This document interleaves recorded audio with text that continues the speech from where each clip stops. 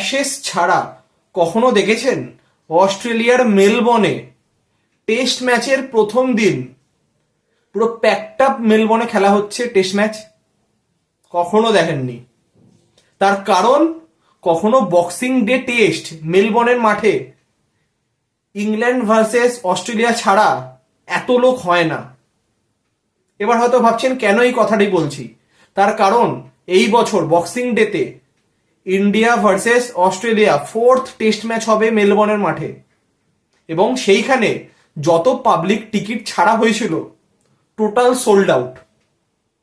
এবং মেলবর্নে রেকর্ড আছে টেস্ট ম্যাচে প্রথম দিনে নন অ্যাশেস কোনো টেস্ট ম্যাচে 86,000-এর বেশি কোনো লোক হয়নি, এবং সেই রেকর্ডটি এই বছর ভাঙল। প্রায় তথ্য অনুযায়ী 88,000 মতো টিকিট, পাবলিক টিকিট সেল করা হয়েছে, টোটালটাই সোল্ড আউট। মানে মোর দ্যান 90,000 মানুষ খেলা দেখবেন বক্সিং ডে টেস্ট।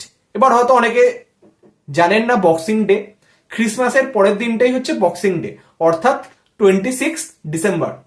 সেই দিনকেই এই মেগা টেস্ট ম্যাচের সাক্ষী হতে 90,000-এরও বেশি দর্শক মাঠে উপস্থিত হবেন।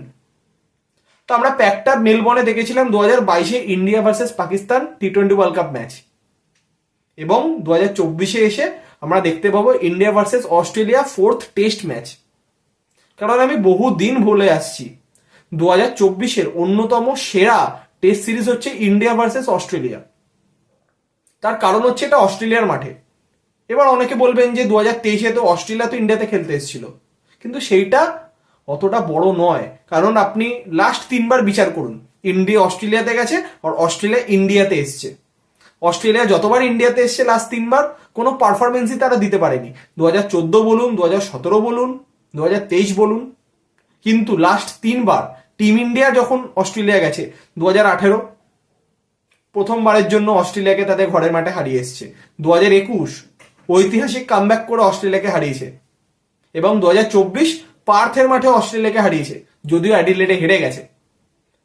তো এই টেস্ট ম্যাচে আপনি কখনো এটা বলতে পারবেন না যে 5 ম্যাচের টেস্ট সিরিজ ইন্ডিয়া অস্ট্রেলিয়াকে 5-0-তে হারাবে বা অস্ট্রেলিয়া ইন্ডিয়াকে 5-0-তে হারাবে। তা কখনোই সম্ভব না।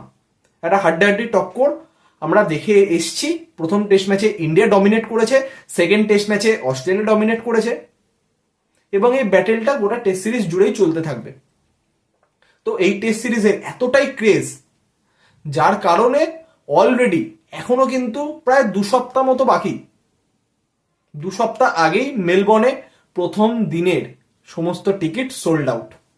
এর থেকেই বোঝা যাচ্ছে যে টেস্ট ক্রিকেট, অনেকে যারা বলেন যে টেস্ট ক্রিকেট শেষ হয়ে গেছে, এখন টি20 ক্রিকেটের যুগ, কিন্তু এর মধ্যেও যে টেস্ট ক্রিকেটের যে ক্রেজ একটুও কমে যায়নি, টেস্ট ক্রিকেট যে সেই লেভেলেই রয়েছে, সেটা আরো একবার সেখানকার দর্শকরাই প্রমাণ করলো, সেটা অস্ট্রেলিয়ারই হোক আর ইন্ডিয়ারই হোক। তো আমরা সকলে আশা করব যাতে এই বক্সিং ডে টেস্ট একটা ঐতিহাসিক টেস্ট ম্যাচ হয়, এবং আমরা ভারতীয় সমর্থকরা হিসেবে একটাই আশা করব যাতে ভারত অস্ট্রেলিয়াকে সেই বক্সিং ডে টেস্টে হারায়।